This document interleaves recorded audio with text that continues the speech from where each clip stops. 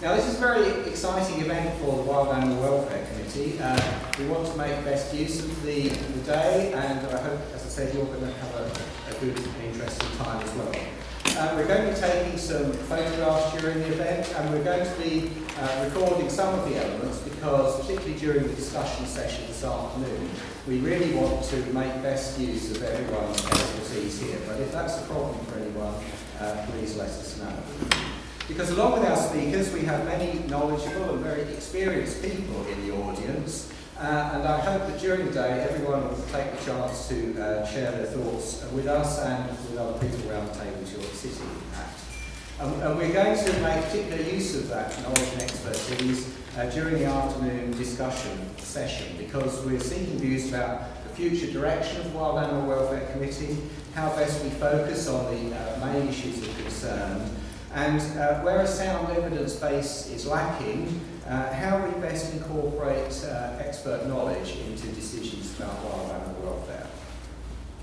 The Scottish Government often proclaims its intention to set a progressive agenda, and we hope that the Wild Animal Welfare Committee can contribute to forming a progressive view about how wild animals are treated when under the influence of humans, however tenuous that influence is. Now, the walk is a charity. We became a charity just over a year ago. We have a number of charitable aims. One of those is providing an evidence base for evaluating, monitoring, assessing and improving decisions affecting the welfare of free-living wild animals in the UK. We have an educational role as well. We're required to disseminate objective information about a range of wild animal welfare issues. And we also have the aspiration to engage with organisations that can contribute to our evidence base. We're also looking to commission and publish reports on wild animal welfare issues and to increase the knowledge base in a general way. So we hope that this inaugural conference will go a long way to addressing some of our roles and responsibilities today. So the recognition that sentience is a key element of animal welfare leads to the obvious conclusion that wildlife species are no different from domestic livestock, pets and animals used in scientific studies in their ability to experience positive and negative mental states. Now, you may have deduced from looking at the programme that we're not formally devoting a lot of time specifically to the assessment of the welfare state in wildlife. That's quite a challenging task, and a much more challenging task, I think, than for livestock, where many of you will be aware we have used the framework of the 5 freedoms, though I would say that for wildlife, the assessment of welfare in wildlife, that's a less helpful framework. There is an alternative approach looking at 5 welfare domains, and perhaps that's a more useful way that we can adopt. However, we still need to map the findings we attribute to animals to their mental state, and that's very important. Now, there's been a lot of effort devoted to this, and questions are asked about what measures we can use. We can look at things like the physical state of the animal, so things like emaciation, injuries or disease, mortality and breeding success.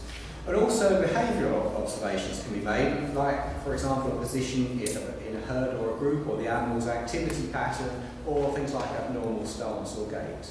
But translating this into what it means to the animal concerned remains a challenge, but it doesn't undermine the importance, the important fundamental point that animals have feelings that matter, and that applies to wild animals as much as farm animals.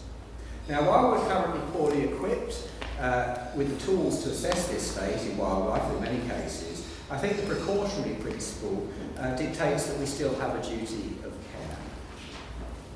And on this basis, when human actions impact on wildlife, humans have a responsibility to safeguard animal welfare as best as possible. Now, some of you may be aware that there's a respect for nature view within animal ethics, and that finds that we have duties to species rather than individual animals. And that point highlights the complexity of studying this animal, this area in wild animals. And I think David Fraser's probably going to touch on that. Now, wildlife welfare is a rapidly advancing area. There's a lot of interest in this, and new issues are always arising. One, where there's a current lack of consideration for wild animal welfare, is in the rewilding debate. There's much said about the return of habitats and ecosystems to former states by things like reintroductions and translocations, but very little mention of the impact of these events on the welfare of animals concerned through that anthropogenic activity. And that impact is not only on the reintroduced animals, but actually the animals that are already resident in that area. So I would say that's probably a fundamental concern. Another important area is in the killing of wildlife, where it has been suggested that adopting an ethical framework with transparent governance is needed. Anyway, we'll move on. That was just a little background to set the scene. You'll have seen that the morning programme today reflects essentially the current state of affairs and introduces some important concepts.